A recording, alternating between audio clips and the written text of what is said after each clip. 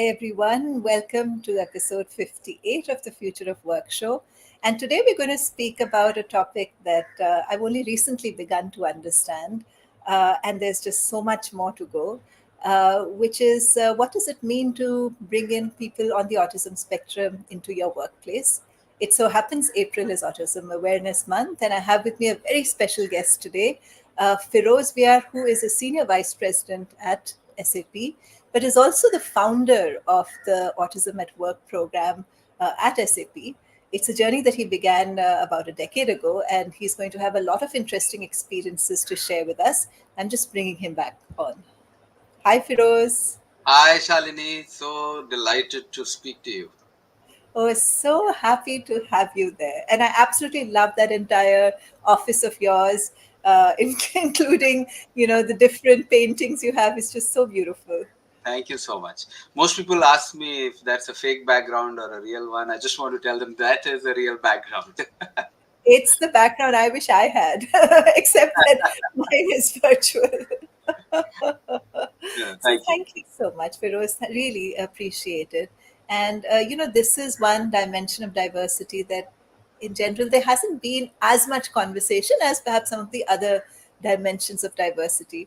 So today, I'm hoping to get a little bit of an education from you as well. So maybe we'll just start with the most basic question. If you could help, me and several of our viewers understand what is the autism spectrum.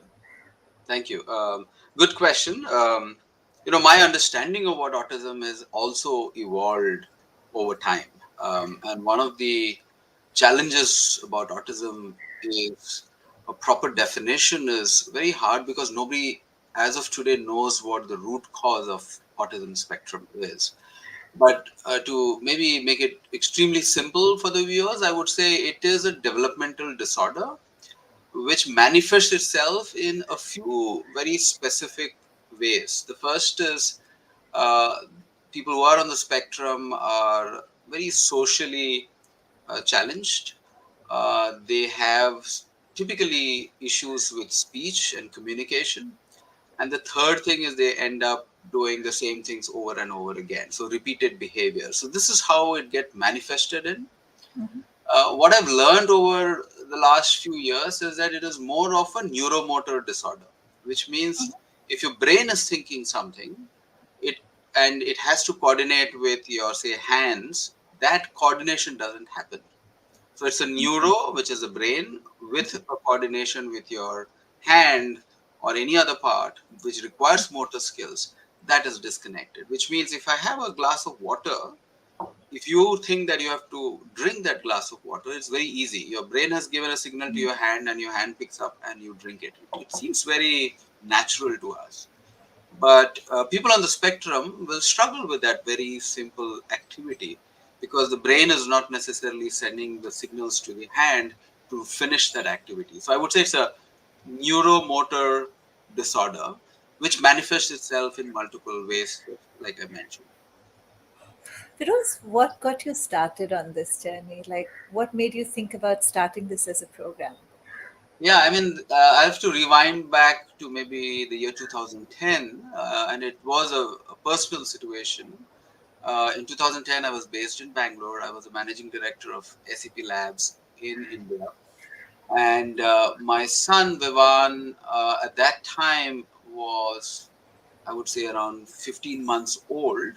And I was having a dinner with my friend when he kind of noticed some of Vivan's activities and he kind of called me to the side and he said, "Firoz, why don't you take him to a child specialist and check him out?" And I was a little surprised as to why he said that because Vivan till the age of 15 had met all his development goals.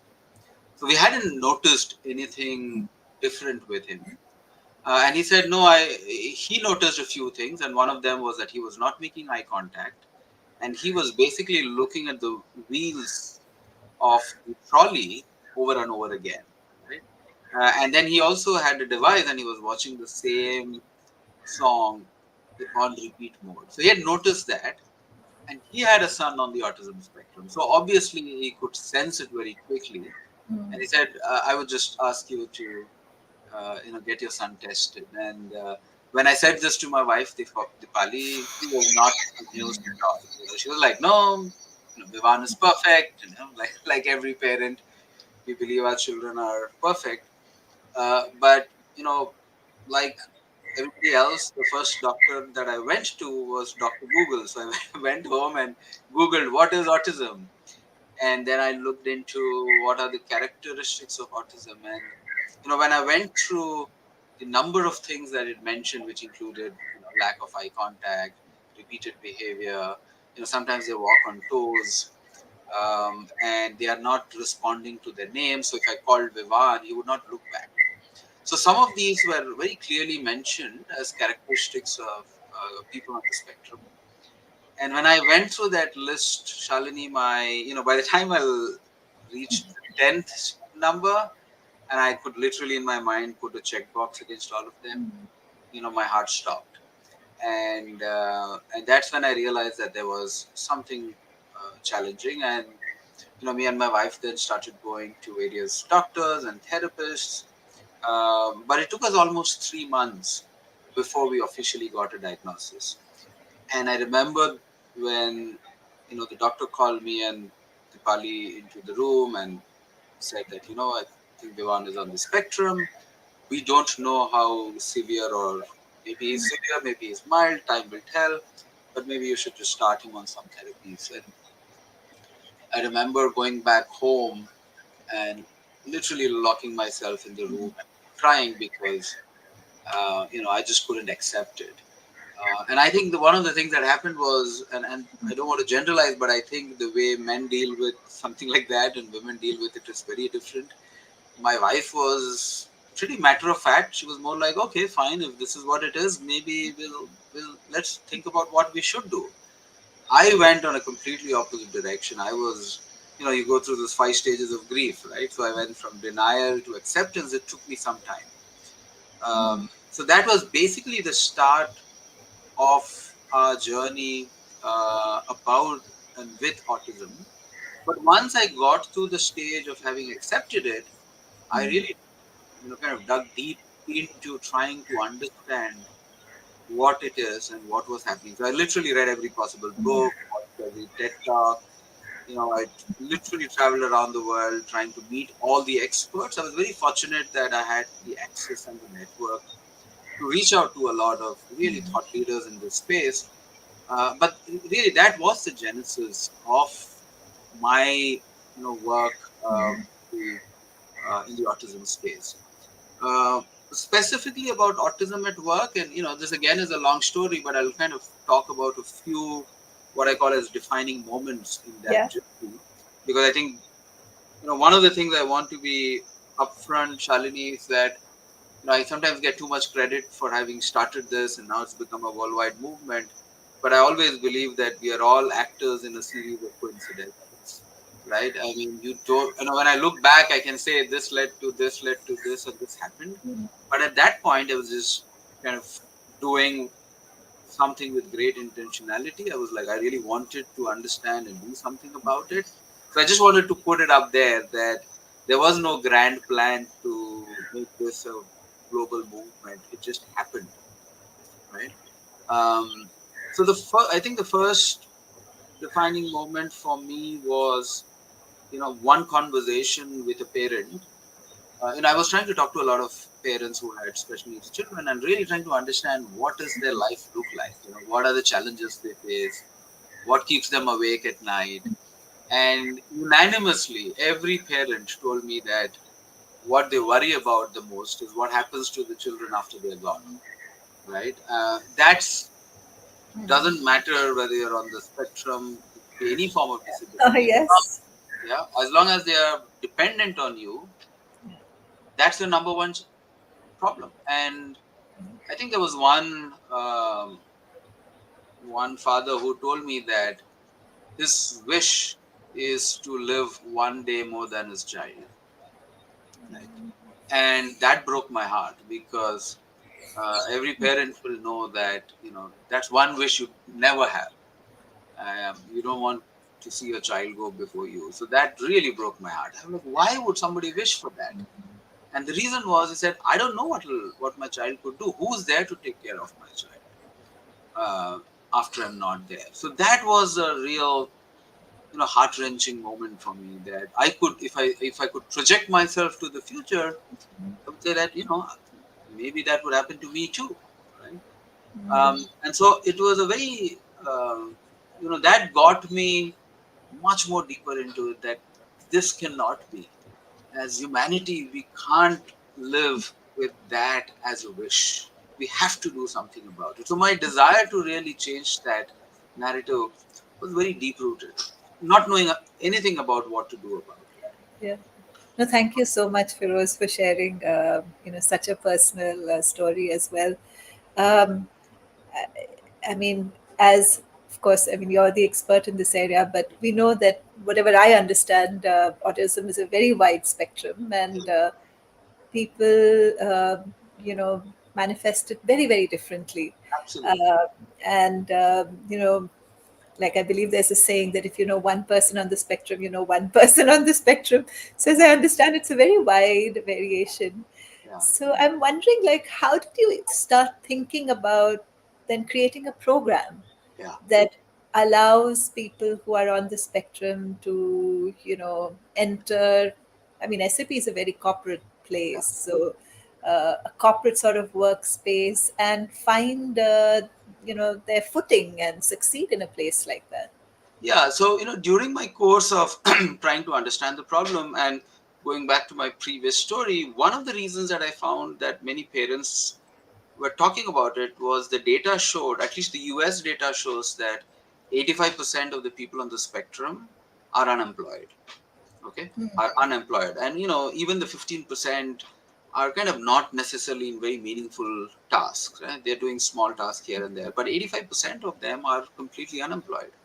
And imagine the number in India where we don't have absolute numbers are way higher, way higher.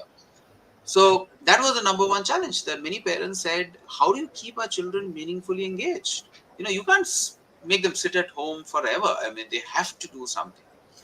And so that got me thinking about what do we do with our children once they grow up? I mean, you can go to school and a little bit maybe college, but what after that?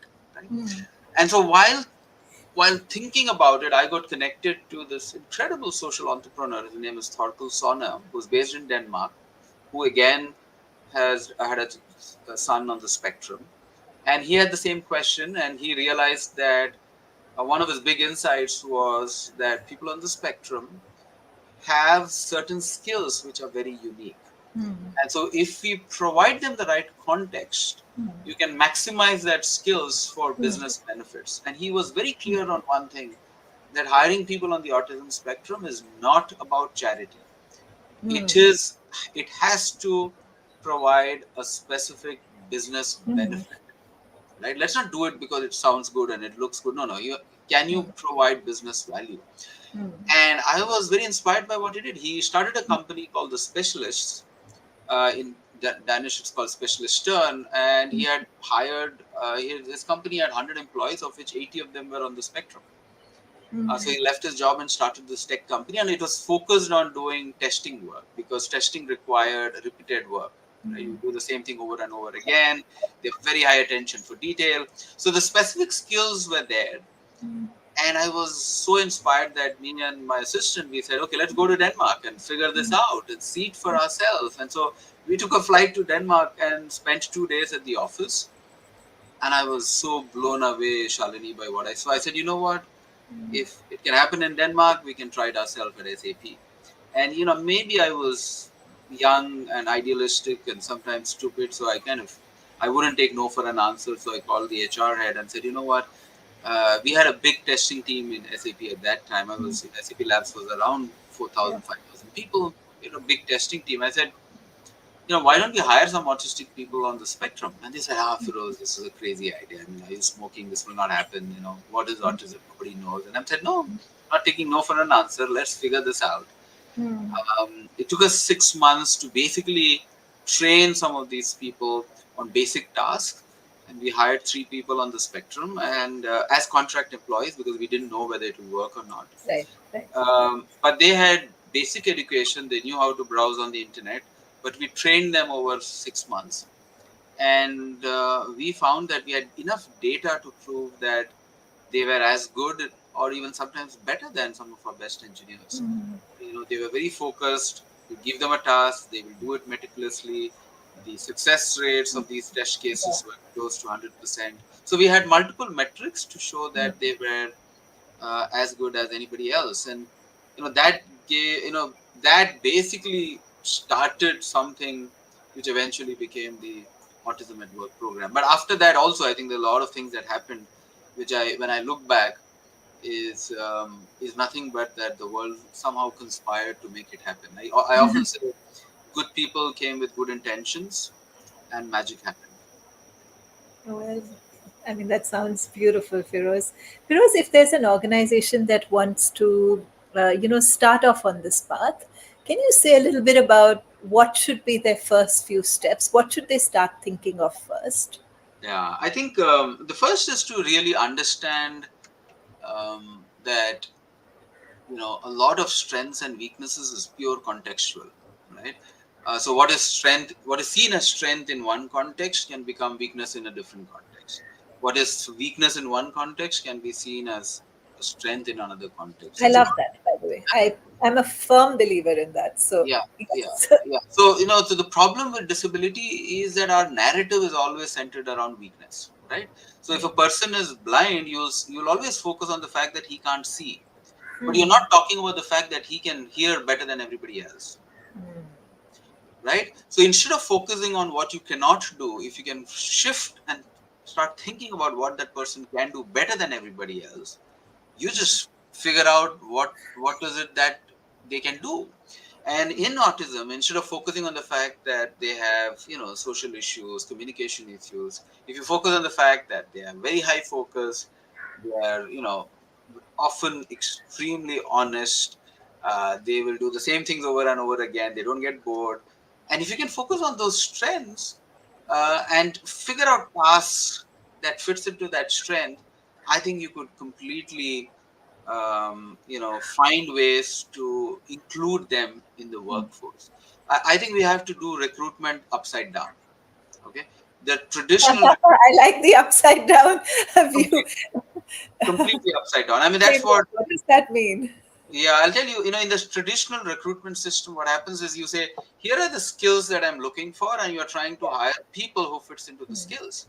Here is the exact opposite. You have to start with the person on the spectrum and say, "Here are the three things he can do very well. Let's try to map it to jobs that require those skills." Ah, It's the okay. I exact. love that, by the way. I absolutely love that. So, Yeah, it's are the you saying, yeah, sorry to yeah, interrupt.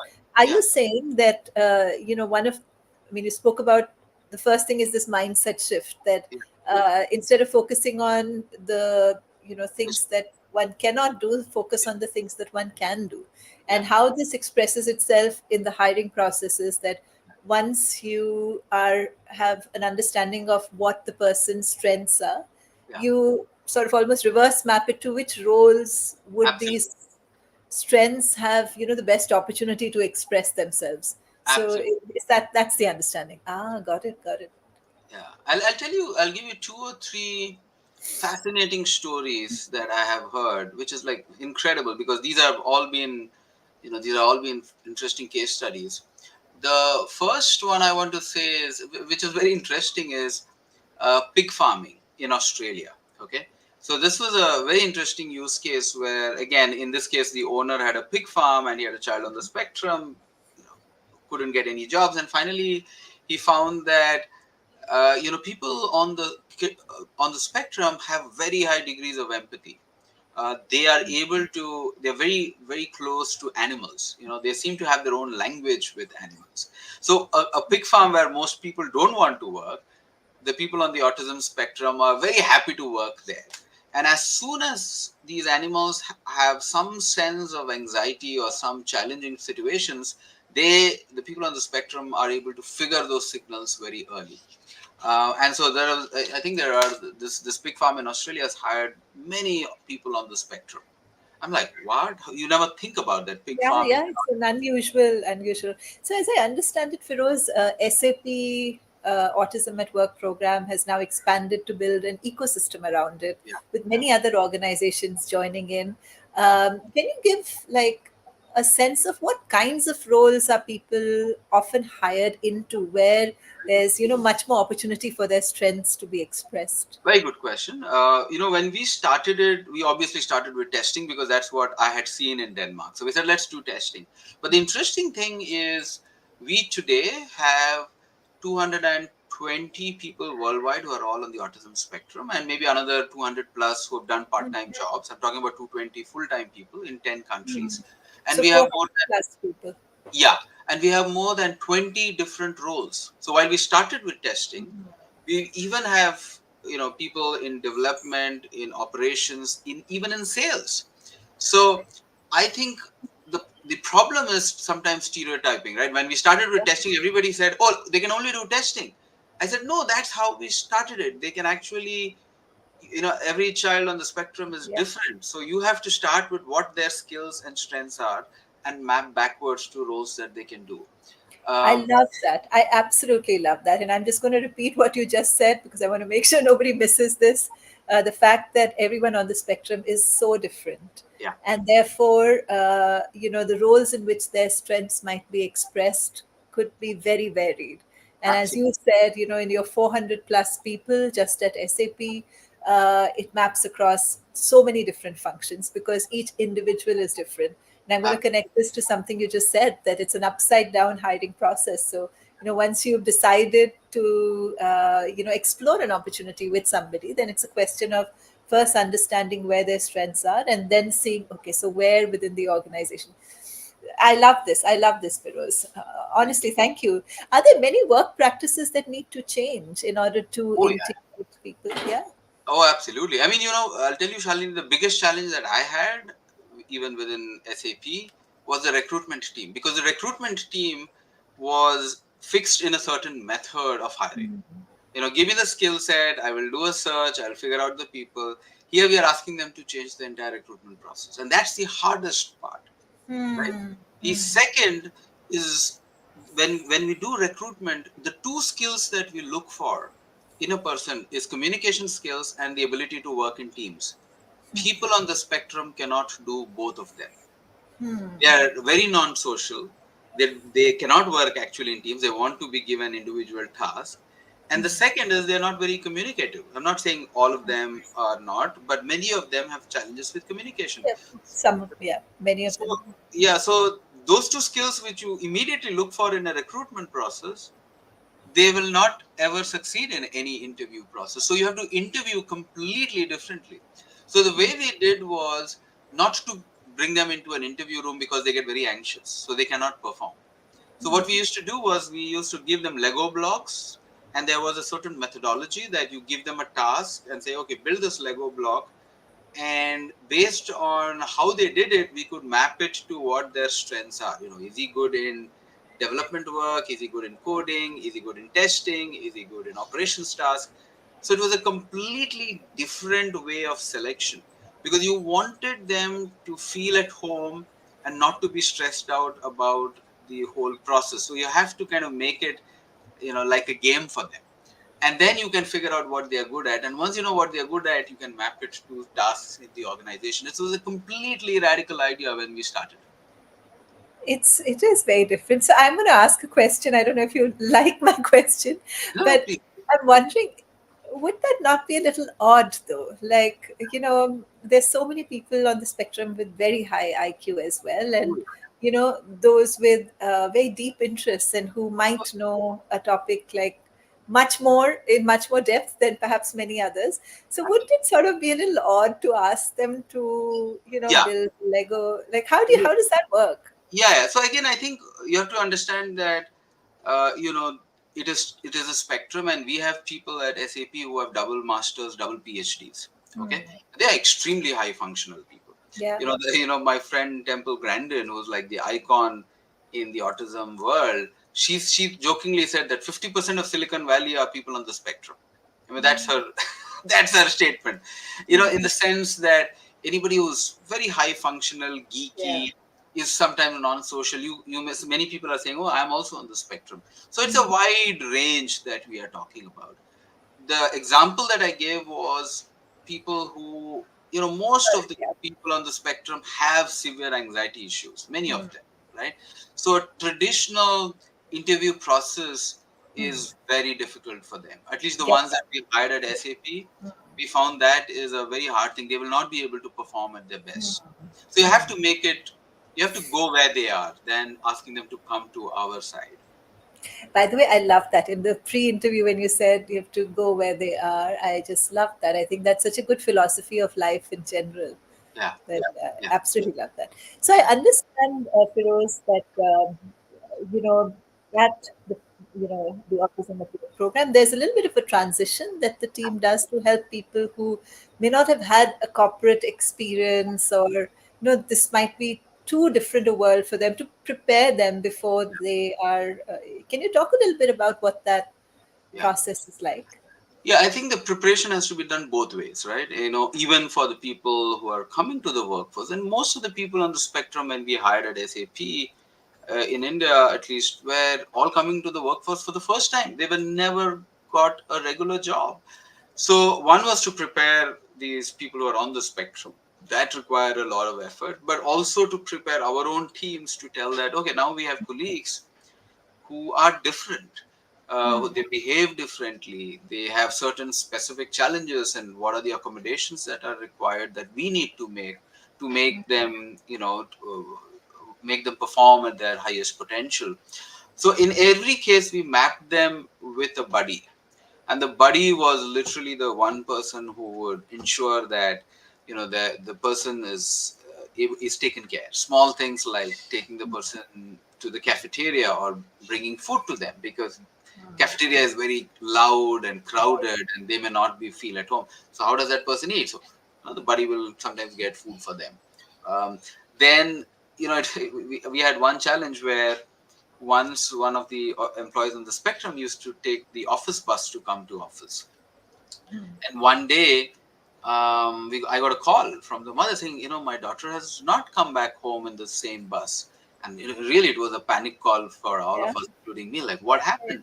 And Yeah. what happened was that we changed the bus had changed the route number, and she had mapped the route number to the bus's registration number.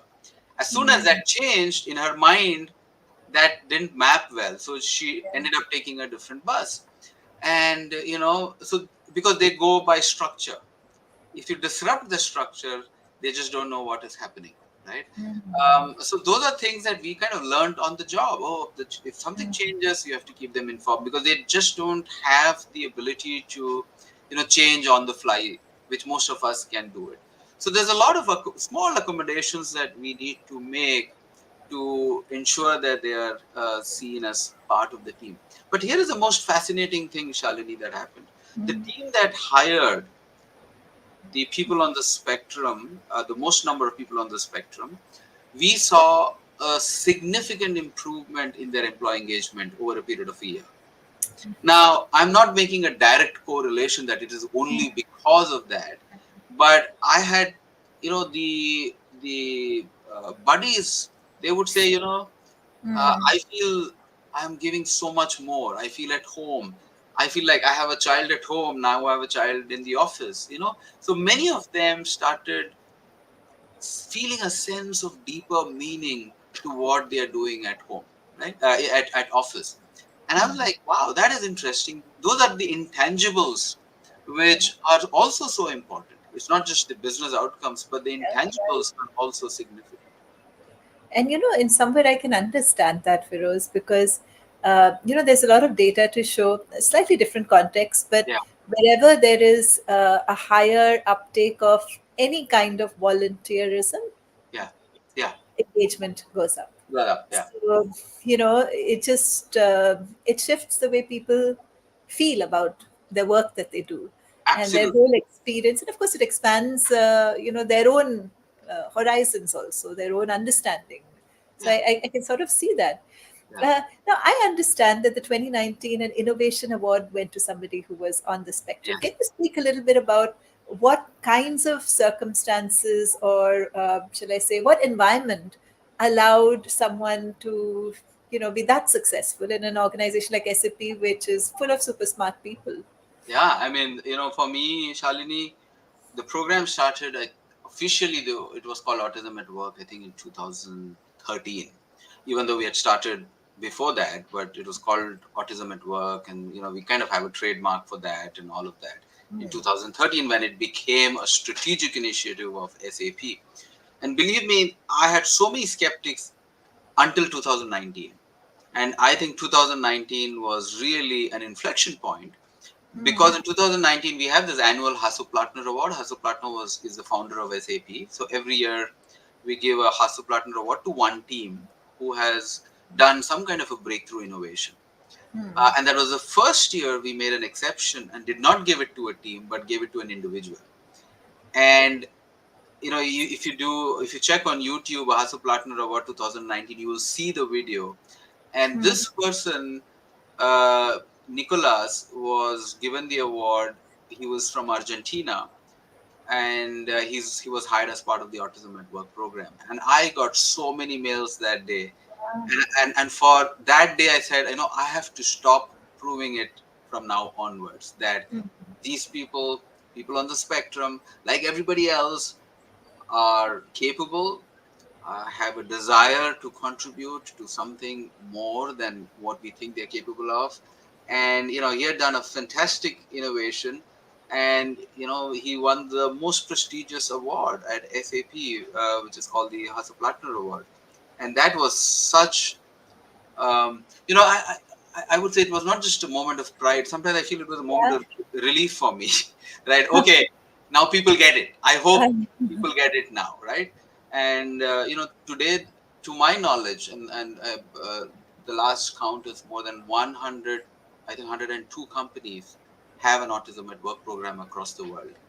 So It's absolutely amazing. And I'm going to come into, you know, uh, a discussion into what creates enabling circumstances in just a minute. I'm going to read some of the comments. yeah, Hi, Amitabh. Thank you for joining. Hi, Papia. Papia says it completely resonates. Richa's here. Hi, Richa. All it takes is madness enough to do it. Upside down hiring. I think Richa says that's the way to drive inclusion in organizations. Look for roles where the strengths can fit in. Manisha, hi. Can't agree. She agrees with you. I think this must have been in the upside down and search for the strengths. Hi, Aradhana. At Lemon Tree Hotels, we've seen the yeah, business sense and benefits of hiring employees with disabilities, especially those with ASD. yeah. We've done job mapping for each role with respect to different disabilities, including autism, intellectual development disability, Down syndrome, and several others. So that's absolutely amazing. And she says we run an elaborate internship for them so that we can train them in a manner that they can absorb. For Mm, this, we partner with NGOs who work with autism. Thank you. Thank you so much for sharing that. Uh, Papia says skills more on technical based organizations might be the answer. I'm going to check on that with you. mm, Richa, out of the box assessment process applies to every disability. Empathy quotient improves in an organization. I really couldn't agree more. I think it's so much healthier for everyone around to mm, understand difference. mm. And thank you, Monisha, for that comment. So I'm going to come back to this, question, Firoz. Supposing an organization sets up this intention, and as you said, there are 100 plus organizations now Yeah. with an Autism at Work program across the world, I'm assuming. Mm, Um, how do they create the environment that mm. enables someone who's different, you know, as people on the spectrum are, and even people on the spectrum are not the same, and Yeah. given their very wide uh, differences amongst different people, how do they begin to create an environment that's truly enabling for someone who comes in? What have you learned over the last now 10 years, 10 plus years? Yeah, I think I'll tell you a few things, and I Hmm. say this to every corporate who invites me to tell them, what are the do's and don'ts. The first thing is to start small. Okay, try it out with a few people, because as I said, it's a learning journey for everybody. Now I can tell you what I've learned, but you have to go through the grind yourself. So don't. I remember there was a one company which had this great intention, said, "I want to hire 100 people in the next 3 months." I said, "Bad idea." Okay, start with, get to 100, but start with five. Start with 5 because you yourself has to first learn, right? Because if you start too fast, then if you make too many mistakes, then people in the organization get disappointed, right? So I say start small, prove and learn with in the process, and then you scale. So the scaling has to happen over a period of time, right? Because you want to first succeed and then scale it. You don't want to fail it, because even failing can scale. So you don't want to fail in the small group. That's the first advice that I would give. The second, and this is not just specific to having good managers, we found that when the managers were sensitive, when the managers were empathetic, the outcome of the people on the spectrum were much better. Right? Now, it may not sound too counterintuitive at all, because it doesn't matter if I work for a good manager, my performance increase. So it applies the same to people who are neurodiverse. But we found that good managers actually produced much better outcomes. And the person who won the Hasso-Plattner Award was fascinating, because the manager was a lady who had a team of 9 people, and she had 3 people on the autism spectrum, Wow. and she was a top manager. And she said, I didn't think it's a big deal. I mean, I love working with them, and they are so damn good. And so you could correlate, people are successful to good management. So we put a lot of emphasis on training managers first, right? Because there is a lot of top down impact. If the managers are sensitive, then the team becomes more accepting. Can you tell me like a little specifics on what would you train managers for? By the way, I completely buy what you're saying, 100%. But like very specifically, if they agree or they want to participate in the program, what do you specifically So teach there them? are there are 2 or 3 things which are absolutely mandatory. The first is to be extremely precise and well defined with the task, because people on the Very spectrum, nice. you can't keep telling them, okay, do this today, do that something else tomorrow. Don't keep open ended tasks, because they get confused. They just don't know. Give them extremely precise tasks with extreme timelines, and you say, you do this task and you have to finish it by Friday. They will do it perfectly. Okay, but if you keep it very open ended, they get lost. So being extremely precise and specific is very important.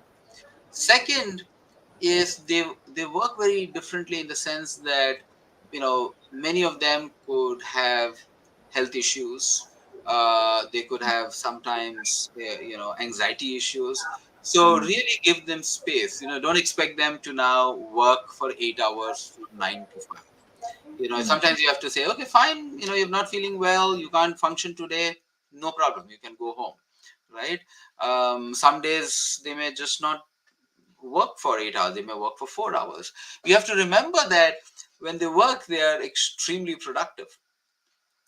So don't measure them by, oh, have they worked for 8 hours? They can sometimes get the job done in 2 hours. I'll tell you an example of one of my best engineers when I was in my previous organization, Globalization Services. I had this fascinating engineer who would all he, if you give him a piece of code, he could literally scroll down hundreds of pages of complex code and literally point at a place where it is buggy. I'll say, here is where the bug happens. He could literally do code reviews in his brain, right? Now, but his brain was hyper functional. What our engineer would take, 2 days, he could do it in like half an hour, 1 hour. I'm like, so why does he have to work for 8 hours, right? But he also get tired very quickly. So I think you have to understand those nuances. Um, and so when I went to office in Germany, I used to have an office space, and I remember one of the managers came and said, Ferose, we have a problem, because this person cannot work in a room with 4 people. So our rooms had 4 people, and he said, he just got distracted with so many people in the room. So we need a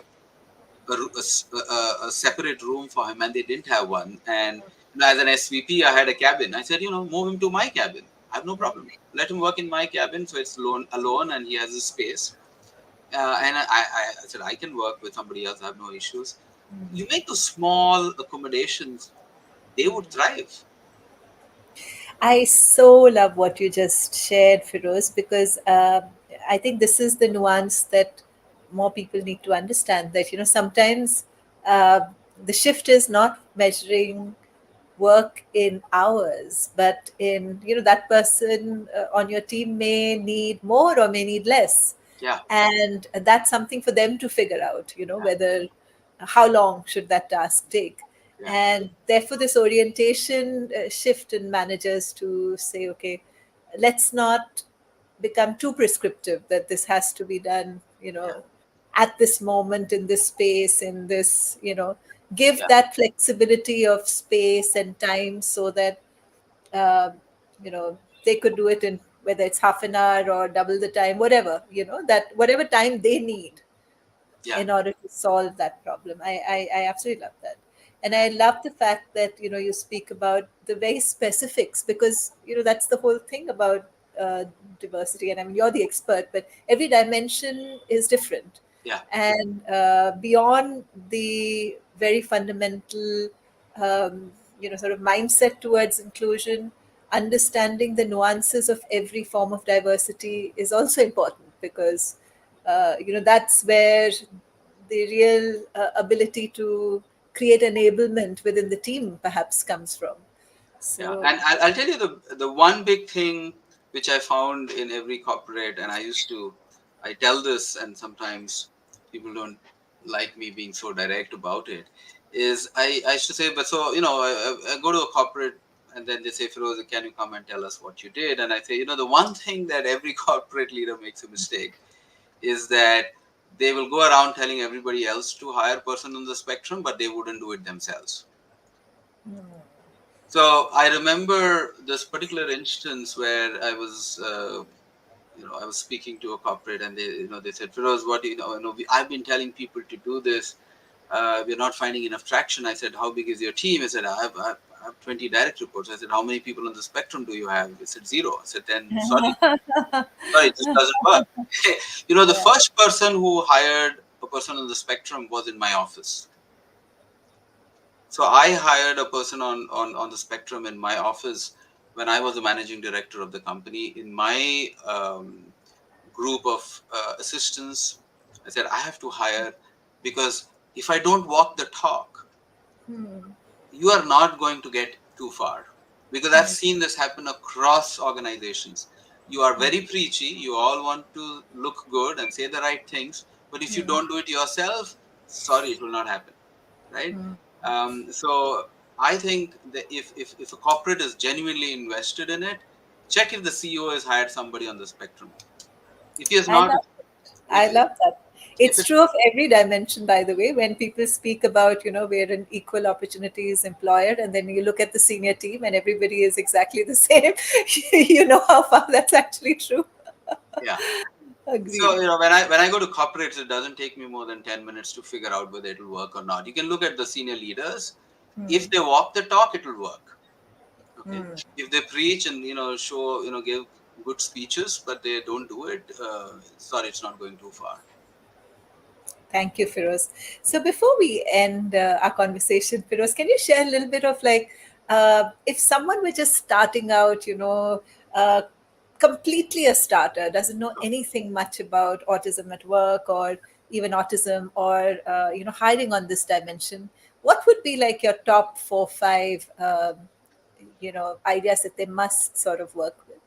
So the first is, I think, the Autism at Work program is a pretty matured program right now, Shalini. So a lot of content is already available there. In fact, Fantastic, yeah. beautiful Harvard case study. So my first advice is, don't try to reinvent the wheel. It's very well documented. It's been there for 10 years.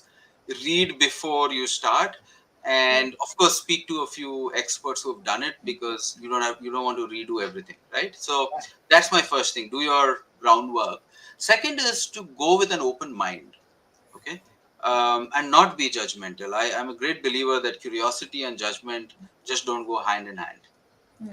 It is about being curious, right? It's about saying, okay, I don't know, maybe, but in the process I'll learn something. And not be judgmental. Be prepared to be surprised. um, and so, go have that particular mindset. Diversity and inclusion is nothing but a mindset. If you have that mindset, you will make progress. And here is the last thing, and I'll tell this because this is one of my most amazing experiences, Shalini. I was invited in to a very high profile dinner by a billionaire in the US, and he had a child on the spectrum, and he had invited, I think, some 10 of the top people who worked in the autism space, from neurologists to Mm. many others.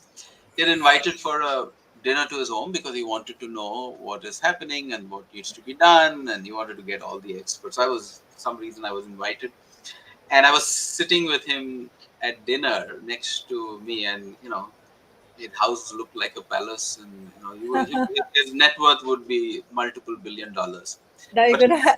We'll all be guessing. Who was that? Who was yeah, that? it's fascinating. He said something very interesting to me. He said, "Feroz, you know what? I have made enough wealth for the next 3 generations that they don't have to work. But I want my child to earn $100 himself, because working is not about making money, it is about dignity. And everybody deserves that, right?" And that's when you realize that people on the spectrum are just like everybody else. They're different, but they want to also lead a life of dignity. They also want to contribute. They also want to find meaning in their life. So finding a meaningful employment, I think, is a fundamental right of everybody, right?